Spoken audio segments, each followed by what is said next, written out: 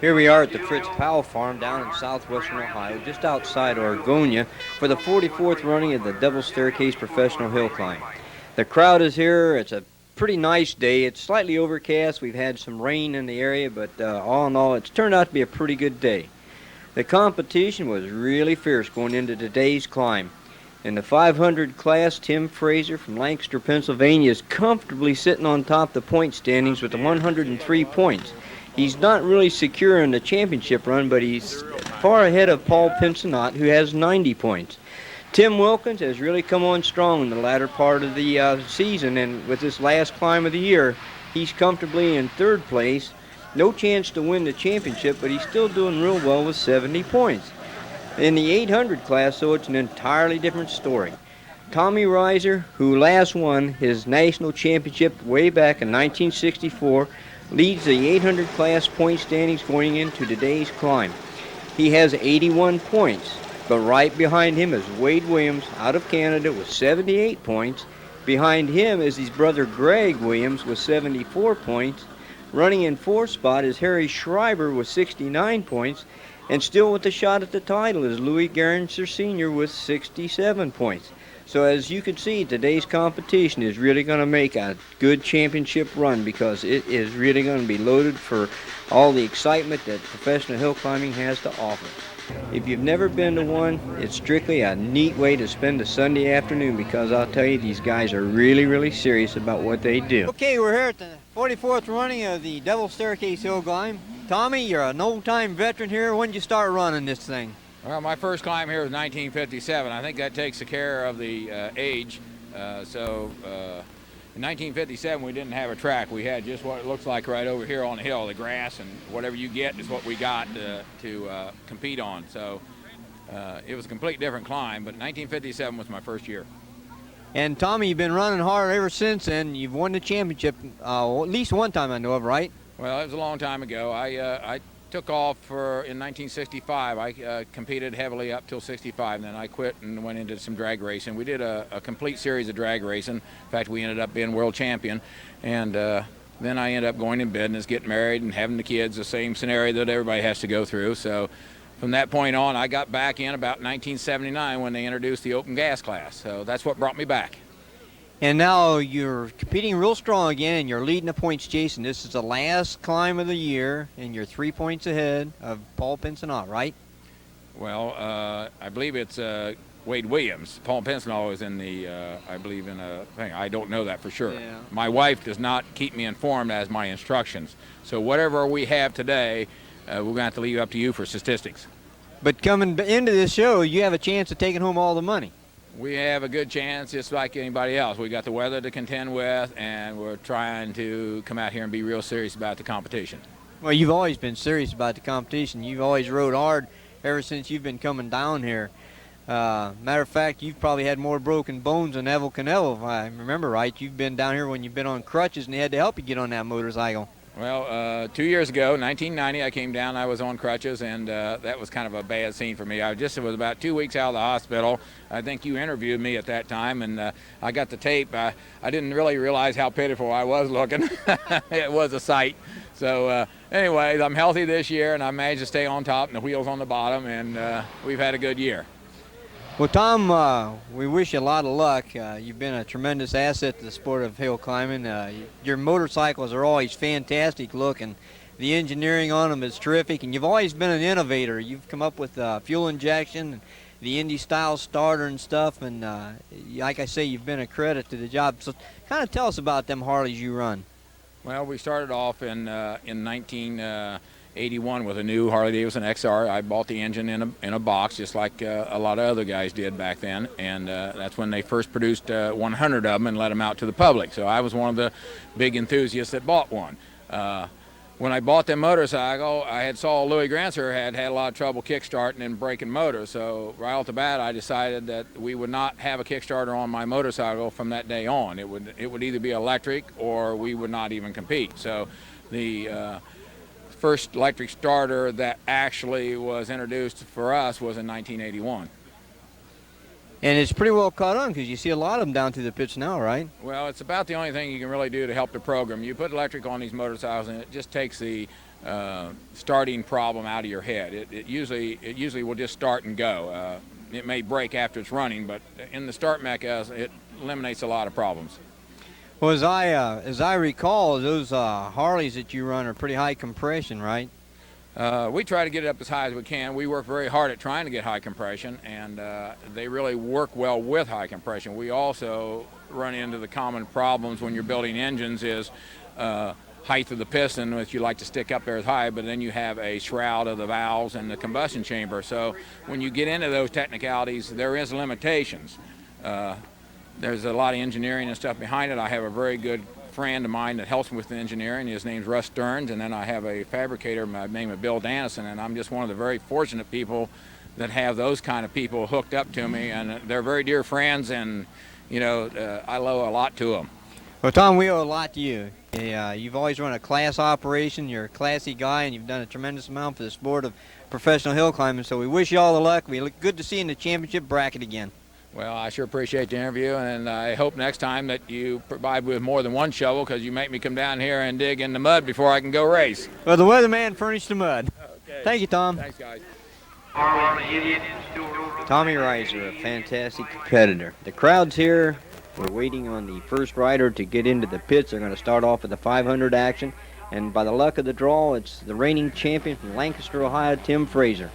Now, like I said, Tim was sitting on top of the pile very comfortably with a 13-point lead. All he needs is a good, solid ride, and he's got the championship iced down. But nothing's sacred in the sport of professional hill climbing, and with the track being as muddy as it was, Timmy had a very first rough day. He's out of shape, off the track. He just couldn't get it back, and according to the rules of competition, where he first left the boundaries, that's his official climb, and he ended up with a climb of 210 foot. Now, Tim hurt himself a little bit there. He took a handlebar right in the middle of the solar plexus, and he's kind of concerned. He's kind of feeling kind of bad, and he knows that his championship's on the line with that bad climb, so things aren't going too well. Now, this is Roger McNeely on a Yamaha. Roger had a pretty good climb on his first time. This is his fastest of the two, and he turned an 8.665. And Roger ended up in 8th place in today's competition. Rolling in against the line here now, this is David Duncan. David's fairly new at the sport. He's still learning, but he's coming on pretty strong. Down on horsepower. And it's a two-cycle, as you can tell from the sound of it. Good for only 10.416. Now we have Randall Dillon blasting up the hill, also on another two-stroke. They're just down on par, and I tell you, with the track being heavy like that, 11.246 is the best he could do. Now this is Bill Apicella. Now Bill's a good old hill climber from way back. He's got a lot of experience out of Annapolis, Maryland. Bill in the 8-second bracket turns at 8.995, which got him 14th place on that Kawasaki. Now this is Ralph Krieger. Ralph's an old timer out of Red Lion, Pennsylvania, riding a Triumph. This is a 4-cycle machine, as you can tell. It's got horsepower. Turned himself at 8.791. If you're in the 8-second bracket this early in the climb, it's a good one. Here comes Ernie Pellin.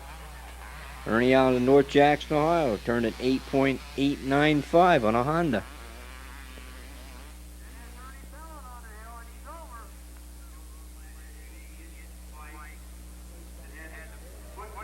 We're here in the pits with Ted Wilkins, right? Am I pronouncing that right, That's Ted? right, Ted okay. Wilkins. Okay, Ted, where's hometown, right? Kinmount, Ontario.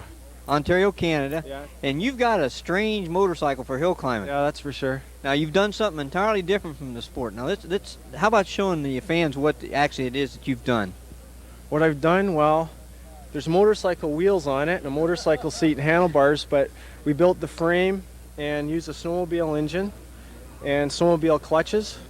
It's a Rotax engine, 521 cc's, and it's Polaris clutches, and so it has a variable speed.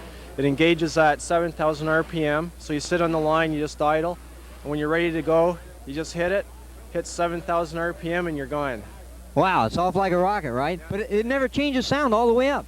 Well, once it reaches 10,000 RPM, that's when it starts to shift. It senses the torque on the back wheel, it senses the traction and the steepness of the hill, and the more gear it can dump into the rear wheel, it'll just keep dumping more gear. So it stays at 10,000 RPM. Now, is this going to set a trend, you think? Oh, I don't know if it'll do that. Well, I don't know. Now, you've won your first national, right? Yeah, but I don't know if it'll set a trend. Well, I don't know. You know, they say keep things are until you win with it. So, you know, people are starting to look at you, I know. Well, maybe if I win a couple more, then it might. A few guys are thinking about it, that's for sure. Did you do all the engineering yourself? Well, I designed most of it with help of Steve Harrison. He's the guy that does all the machining and did the work on the motor. He has a small machine shop, and he's done a lot of snowmobile drag sleds. So you've actually tapped into another field to bring it into the sport of professional hill climbing. Yeah, just by accident. I just met him. I wanted to put the snowmobile engine in a frame, and I showed him some drawings, and he thought it was great, and then we just got carried away. And you've come up with a winner. Well, yeah, finally. It's been a while. Well, when you were down here last year, you know, you turned a lot of heads around, mostly because of the way the thing sounded when it was going up the hill. Yeah, I guess it sounds okay. Sounds terrific, yeah. It just never changes sound. It just sits there and screams and powers its way up. Yeah, as long as I get traction today, it should do okay. Well, we wish you the best of luck. Maybe you can take home the 44th Devil's Staircase Hill Climb Championship belt, huh? We're going to try hard. Well, great. You're going to keep trying for the national championship, I assume, right?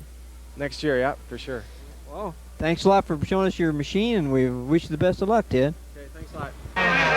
Ted won his first national on September the 27th, White Rose over Jefferson, Pennsylvania. And here he comes out of the hole. Straight up the middle and over the top. He's in a 7-second bracket with a 7.737. Now we're going to do this in slow motion, just to show you how true and straight he ran the hill. He's in the air over that first step in the staircase. Notice the straw, that's to soak the mud up. You can see him trying to get a bite there on the hill. He's got the front end off the ground. Straight as an arrow, right over the top. Ted loaded the bike up, and that was it. They chased him the rest of the afternoon. This is Scott Everett. Scott's a past champion. He's got troubles. And it dumped him. He ran off the track at 160 feet. That hill was muddy and it was heavy. The rear chains get tremendous bites and it's hard to control. See him coming down crooked? He's pointing off towards Shivadeckers. He's off the course right there. Now he's really getting into trouble. Trying to fight it back. Going the other way, but the mud just doesn't bite, and then all of a sudden he's off the bike. These boys pick up a lot of bruises. A few broken bones, but they eat their dinner off the mantle more than once during the season.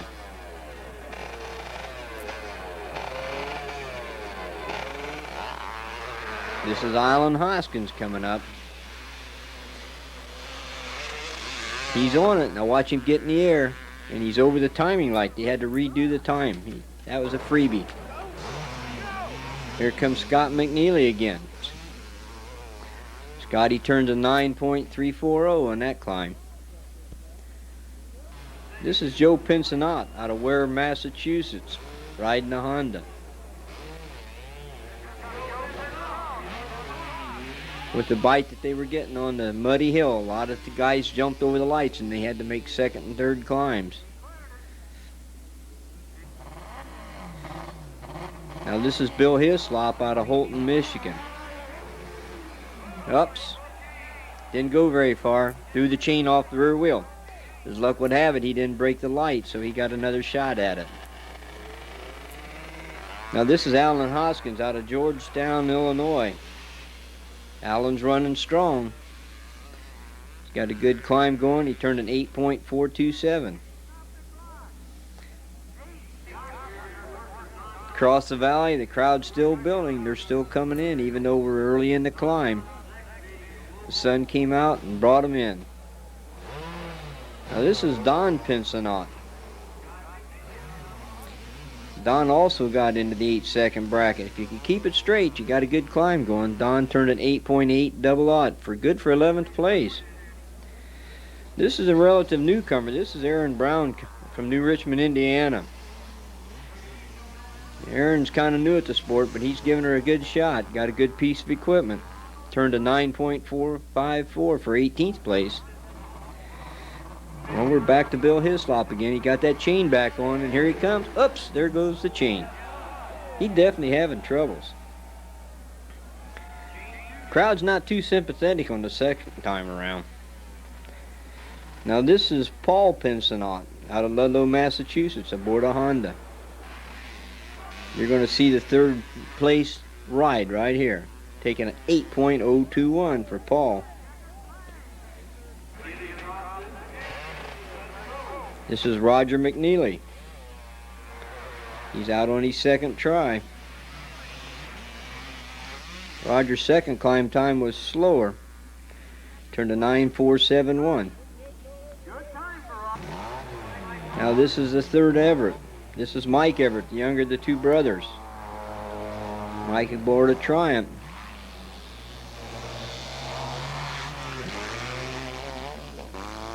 That was a pretty hard jump right there, but Mike turned a 9.375. Now we have another Pincenot. This is John Pincenot. John coming out of the hole. He's got the front end up real nice. Looking good. Turned a 9.894. This is Paul Garrity coming out of the hole in a Kawasaki, and he's couldn't keep her on the course.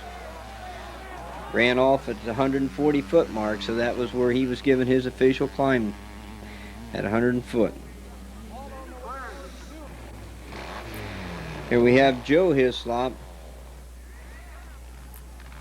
Joe's having trouble. The engine wouldn't run clean.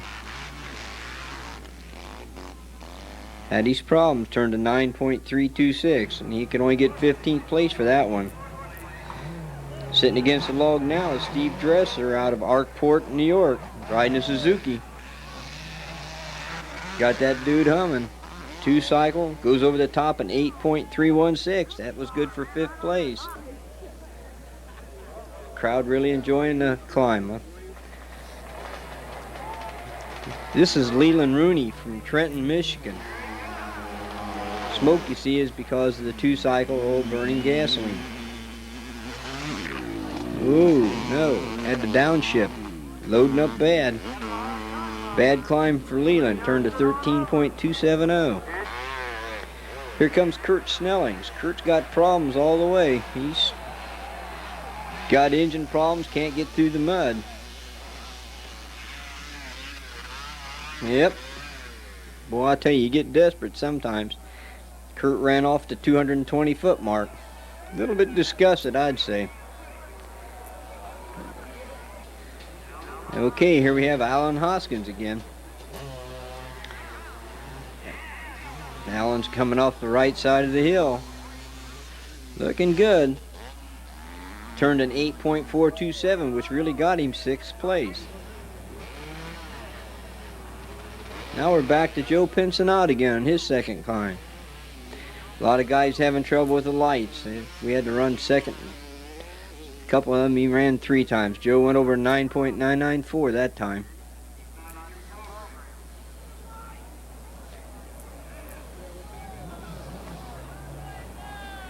Here we are in the fifth with Wade Williams. I was noticing on the schedule and on the point stand, you're in second spot right behind Tommy Reiser. How many points are you behind him? We're right now, coming into today, we're sitting 3 points back. What kind of pressure does this put on you? Well, I don't think it puts any pressure on me. In fact, I think it puts it on Tom. So right now we're sitting down and out a little bit. So we're gonna try and put a good one in there today, and hope maybe at the end of the day things work out for us. Well, you've been up here before. What, for the last 4 or 5 years, you've been battling for the championship, and you've held the championship before. So it's been a long time for Tom. Well, yeah, Tom's rode hard this year, and his bikes ran strong, and I had a beautiful spring, but the fall hasn't treated me so good this year. And all we're doing is we went home last week after we ran down at York, Pennsylvania. The bike just didn't run the way we thought it should, and we did some work on it, and hopefully we got a few things sorted out on it. Well, let's talk about your motorcycle. Engine-wise, what is it? It's a Honda 770 is what it's at, but it's under 800 cc's, which is what we're restricted to in our class. And it puts out how many horsepower? I don't know. We can't say for sure. I'd say it's got to be in and around 200, 2.25 anyway. Running on what, 100% nitro? 100% nitro, yes. Okay, and it puts out 200 horsepower, and what's it weigh? Well, I'd sooner keep that a secret. Well, are you using space-age technology in the construction of it? The frame itself is built by Trackmaster, and it was built, I'd say, back in early 80s and late 70s. So, I mean, there's some things there that I'm sure they've changed over the years of building frames. So, I don't know. Maybe in the near future we might be looking at a new one. Well, you know, back in the turn of the century, they used to build race jobs out of hacksaws and files. Now they've gone to these polymers and these the graphite stuff. They're back to build them out of, you know, Kentucky saws and files again. I'm just kind of curious. Are you into this type of technology yet? No, I'm not. We've basically ran the same bike for the last 9 years that I've been racing, and it's been a competitive motorcycle, and we always seem to be right there, but we haven't gotten that little extra. Well, I'd say one thing. You've always been really competitive here. I love to hear that sucker when it goes up the hill. It sounds like a 270 off you on the backstretch at Indianapolis. Well, thank you very much. You get a little different perspective when you're sitting up in front of it, but people tell me they love the sound of the Hondas that we run down here, and hopefully today we'll do a good job for the people that are supporting us. Wade, I'd like to see you take that championship back to Canada. It'd be quite an honor, wouldn't it? Well, it sure would, and there's lots of people that love me to do that, so we're going to try our hardest today and hope things come out good for us. Thank you very much for coming down and competing on the Devil's Staircase Hillclimb. It ought to make the 44th running a winner. Okay, thank you very much. Thanks, Wade. Tremendous group, that Williams family out of Canada. Now we're going to go into the 800 class, and the first rider on the hill will be Jack Yeck. Jack is a newcomer to the hill, and he was rather intimidated with it. He stood down there and really had to psych himself up, but once he got going, he knew where he wanted to go. He kept it right up the middle. Jack riding a Triumph, and you can tell the clutch is slipping on him. Best he could get was a 13.200. Now this is Tom Chatterton. Tom's a veteran, but he's past winner on the Devil's Staircase. It doesn't intimidate him, as you can tell from the way he attacks the hill. On the throttle. A real good climb. Had a 7.969. Next man on the hill was Mike DeBusk. Mike's a newcomer. Not a bit afraid of the hill, though. He's hard at it, too. Taking that first step in the staircase on the fly. Mike got an 8.965, which got him 16th place. Now this is our old friend out of Columbus, Randy Gabriel. Randy's a veteran, and he really goes after it. Look at the horsepower. Throw that rooster tail clear back over the fans. Riding a Harley Davidson, good for 7.991. Next man on the hill is going to be the guy going for the championship. He's leading the point standings. Riding a Harley Davidson, which he built himself. This is Tommy Reiser. Tommy won in 1964. Still at it, still a champ.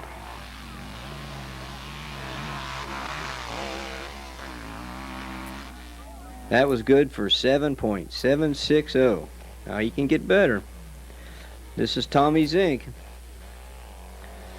Tom's been around. Tom knows his way up and down these hills.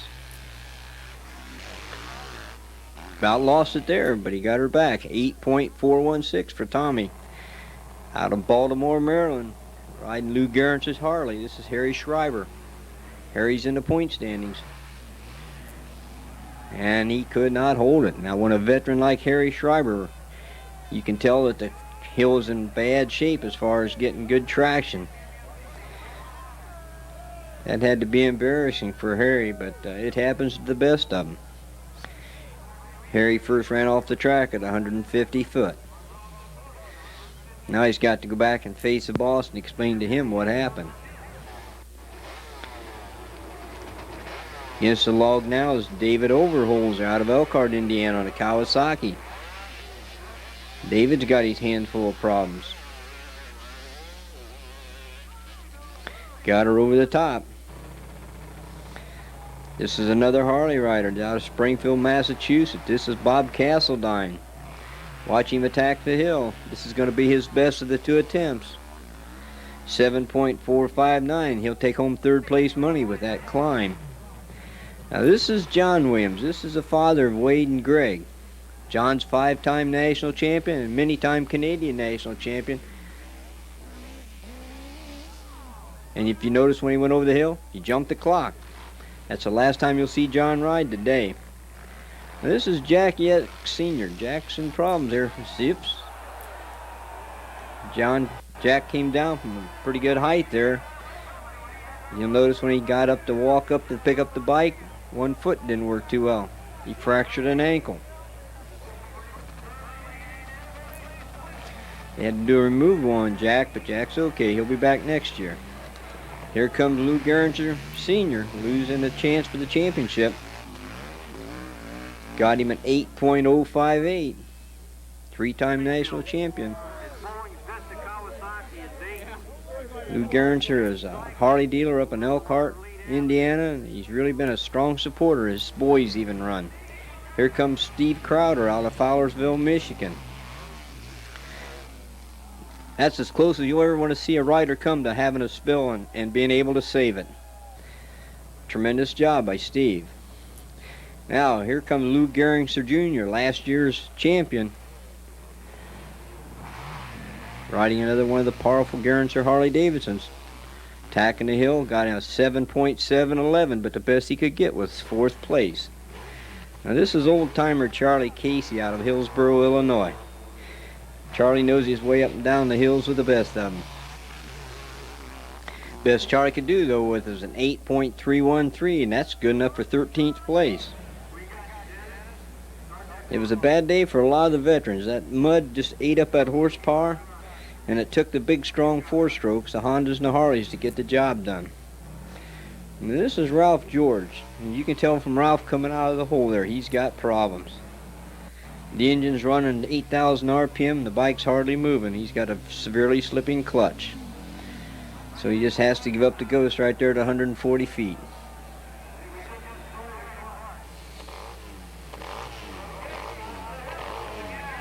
This is Rodney Smith out of Glen Rock, Pennsylvania. Watch this. Here it go. Transmission went right out the bottom. 210 foot for Rodney.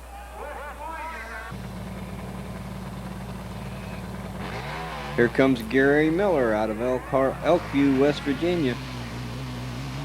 Keeps it in the 8-second bracket. Got an 8.635, and that got him 14th place in the 800 class. Another veteran, number 3, Jeff Yoder out of Goshen, Indiana. Riding a very, very powerful Harley Davidson. Just barely missed getting in the 7-second bracket with an 8.058, and that got him 10th place. Now this is David Overhoser coming out of the hole. Dave's attacking the hill. Really squirrely, but he's got it under control. He turns an 8.690 for 15th place. Next man on the hill will be Wade Williams. Wade's in 2nd place. He's on his own bike now. This is his own machine this time around.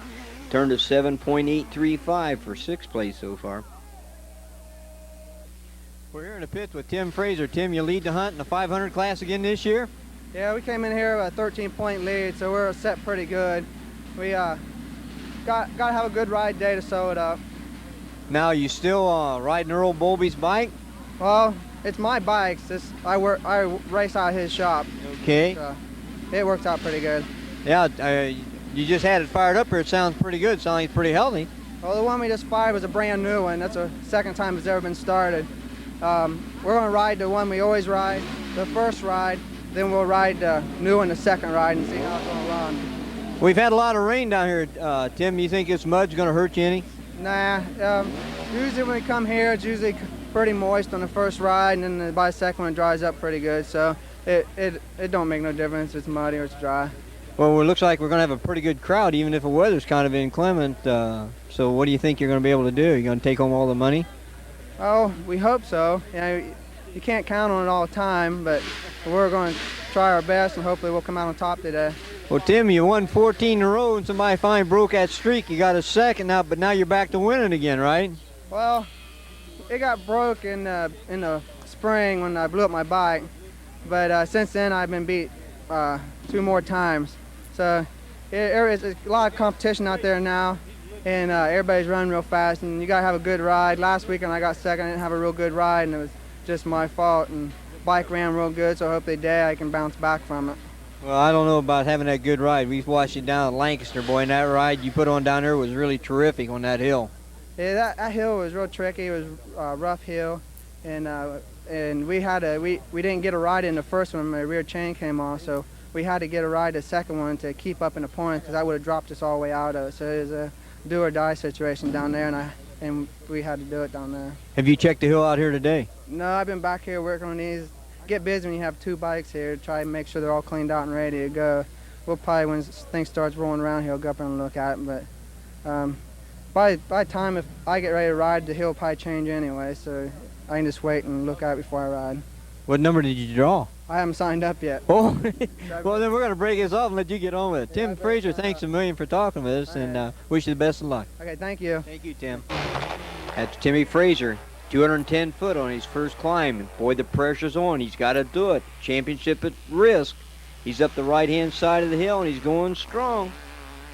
And he's over. He got an 8.129. That's good enough for 4th place. Against the log now, this is Roger McNeely. Roger on his 2nd attempt at the hill.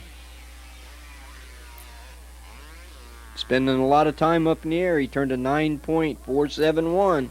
That was slower than his first climb time. Next man out was David Duncan. We're on the 2nd round of 500 action. These guys are really trying to improve that first round of time. David turned a 9.942. Take home 16th place. Now this is Ernie Pellin. Ernie's a good one.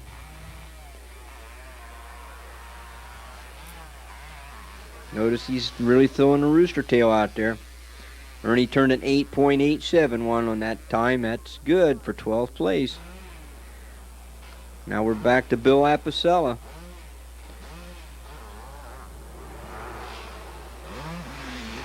Off the throttle quite a bit, trying to maintain that traction. He's having problems. Can only get a 9.300. Bill ended up in 14th place. We're back to Ralph Krieger now. Ralph's out of shape. Boy, he's careful. Referee ruled he didn't go out of bounds, so he's still on it. Turned an 8.871, took home 12th place money. This is Scotty Everett. Scotty's really loose, but he's flying. Scotty turned a 7.937, took home 2nd place money, and he ended up 4th in the final standings. Here we have Don Pinsonault. Don turned an 8.80. Boy, he's got troubles. Off the course. Went off at 90 foot. So his first climb time of 8.8 double odd. Took home 11th place money in the 500 class. Now this is Joe Pinsonault.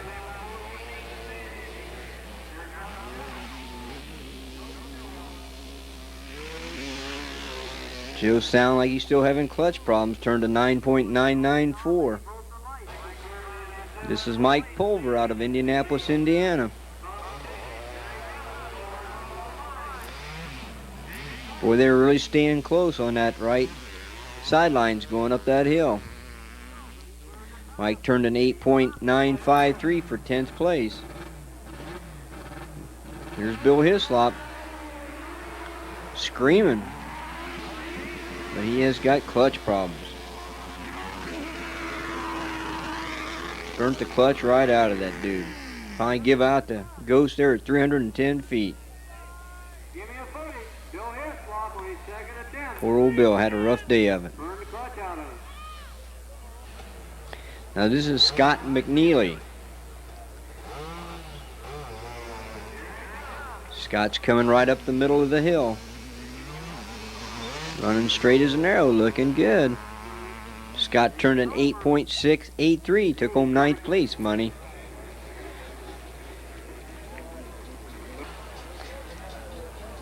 This is Aaron Brown making his second try at the hill.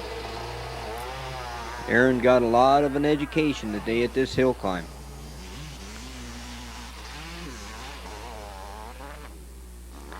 Aaron turned 11.797 on that climb. This is second place man, Paul Pincinot. This is a guy that's chasing Tim Fraser. He turned an 8.021 on his first climb. And he's consistent, but it's slower, 8.060. Took home third place money, and Paul Pincinot ended up second in the final standings. Here comes Mike Everett again. Mike improves with every shot at the hill. Turned an 8.945, that was quicker. He turned 13th place in the standings. Now we have John Hislop. John still got a bad miss in that engine. Good enough for 9.326. That took home 15th place money. This is Steve Dresser coming at you. Steve's trying to better an 8.316. And he didn't do it. He turned an 8.677, but he still got 5th place money.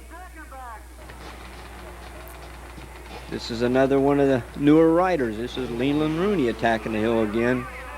Leland's got his hands full here.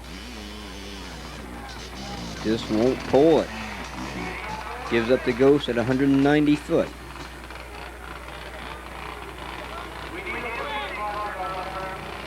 They're special built machines, and on a day like today when they got to move a lot of that mud around, it takes a lot of horsepower.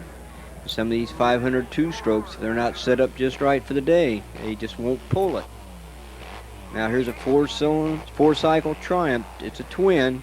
This is Scotty Everett. Scotty's one down here, so he can do the job. And he turns a 7.937. That's going to be good for second place in today's competition. Alan Hoskins coming at you. Boy, what a bounce that was. Alan turned an 8.427. That's good for 6th place. Now we're going to go into the 800 class on the second round. This is Bruce Ramsey out of Fairmont, West Virginia. Ooh, what a jolt.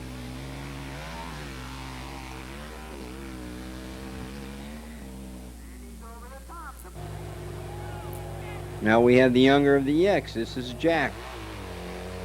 Jack attacking the hill. This is his first time ever down at this Devil's Staircase, and he's really taken a good lesson home with him. Jack turned a 12.220. Now here's the old veteran Tom Chatterton. Tommy eases over that first step in the staircase, but boy, when he gets on the gas, he gets on it, and away he goes. Over the top in 7.887. Now he's going to take home 8th place money. Here comes Randy Gabriel. Randy turned an 8.118 on his first climb. Boy, he's flying. And he's quicker, 7.981. That's going to be good for 9th place. Here comes your Tommy Reiser. 28 years later, he's going to try it again for the championship. And he's over, 7.451. It's going to be good enough for 2nd place, and he's going to take the championship. This is Tommy Zink. Tommy can do the job. Goes up the staircase at 8.8125. It's good enough for 11th place. Next man due up on the hill will be Harry Schreiber. Harry ran off the hill on his first climb. He's got to keep it straight now if he wants to take any money home. Looking good. Right up the middle of the hill, he turned a 7.780. That's good for 5th place money and 4th in the final standings. Here comes Wade Williams on his dad's bike. His bike broke, so he took over Dad's. And it's a little bit slower than his first climb time. He turned 7.835. So he's going to take home 6th place money. He's going to finish 3rd in the standings. This is Dave Overholzer blasting up the hill. Dave's getting quicker. He turned an 8.654. Took home 14th place money. And just to show you, even pros have trouble. Look at Lou Gerenser Jr. Had a malfunction in the engine room somewhere. Bike petered out on it at about 110 foot. That is a rarity to see one of the Gerenser machines quit. Even the crowd can't believe what they're seeing. Next man due up on a hill will be the veteran Charlie Casey. Charlie turned 8.313 on his first climb. Boy, that bounce took some time off of him. He's having trouble on the hills. And he's slower. It's an 8.496. So his first climb of 8.313 is this good time, 13th. Out of Glen Rock, Pennsylvania, this is Rodney Smith. Watch this. Oop. See that? That's the second time in 2 years that we've had an engine disintegrate. And I mean, you could see the pieces fly everywhere. Later on in the afternoon, when they stacked them up on the table in the timer stand, it's hard to believe that sucker really come apart like that. Just no pieces in there bigger than a quarter.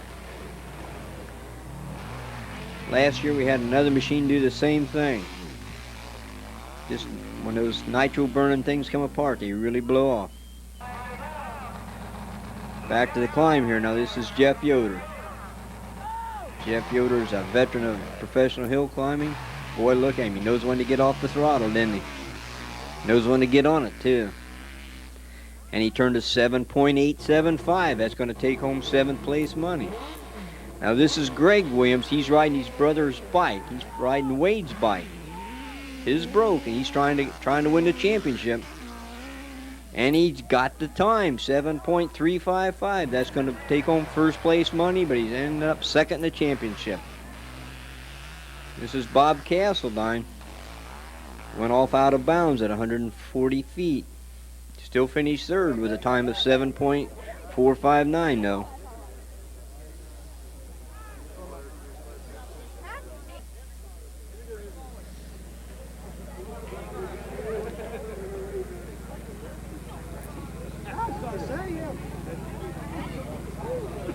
Tell me, Tommy, how's it really feel?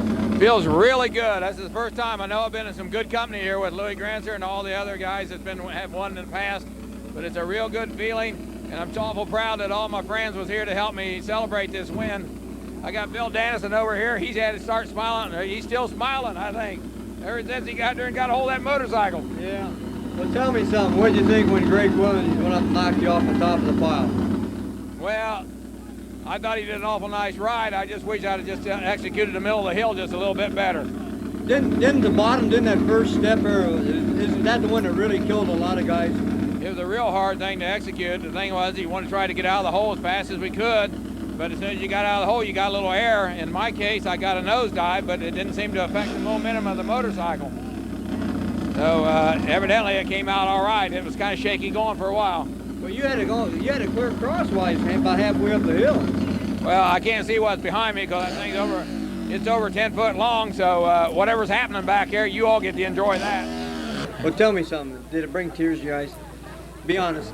Well, I don't think it brings tears to your eyes, but it sure puts a big smile on your face. What'd Beulah say? Well, I don't know. We'll have to lay her down and talk to that. You know, let's come up here. Beulah, come here. Come on up here. Yeah. Let's get the real.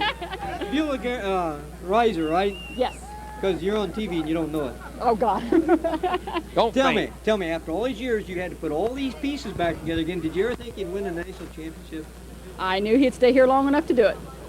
Stubborn, isn't he? Yes. Yeah, he's paid his dues, and it's time, and he got it, and we're happy because I'm going to California. Oh, is that right? Oh, yeah, you're going to go to the national championship National banquet, banquet, yes, yeah. yes, on the Queen Mary, and I get a new dress. Oh, I'm just so happy I can't stand it. Now you know who's happy around here, don't you?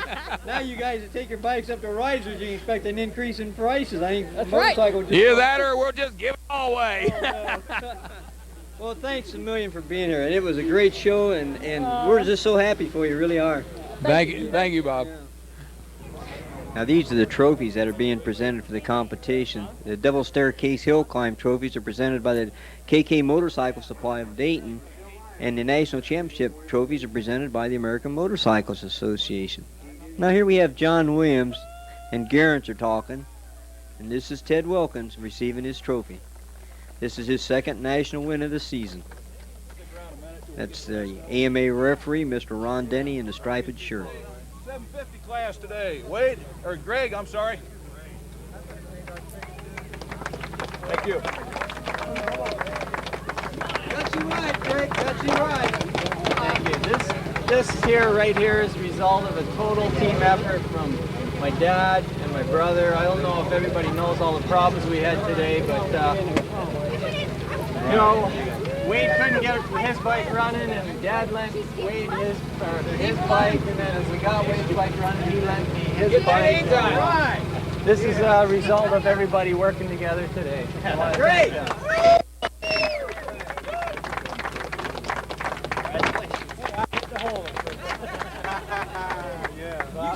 Just to hold it. Okay.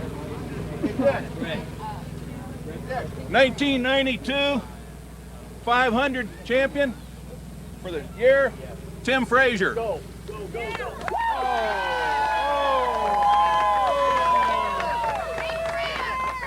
Congratulations, Tim. Thank you.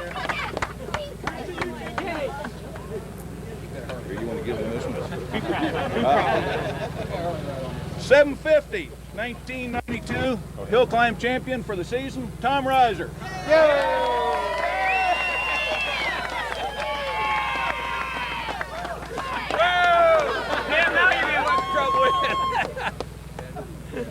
What a smile, ears to ears. All right. Yeah, for next one, give me a shot of photo again. Come on, Tim. Last old part I hit him was Joe Hemmish. You know how old he was?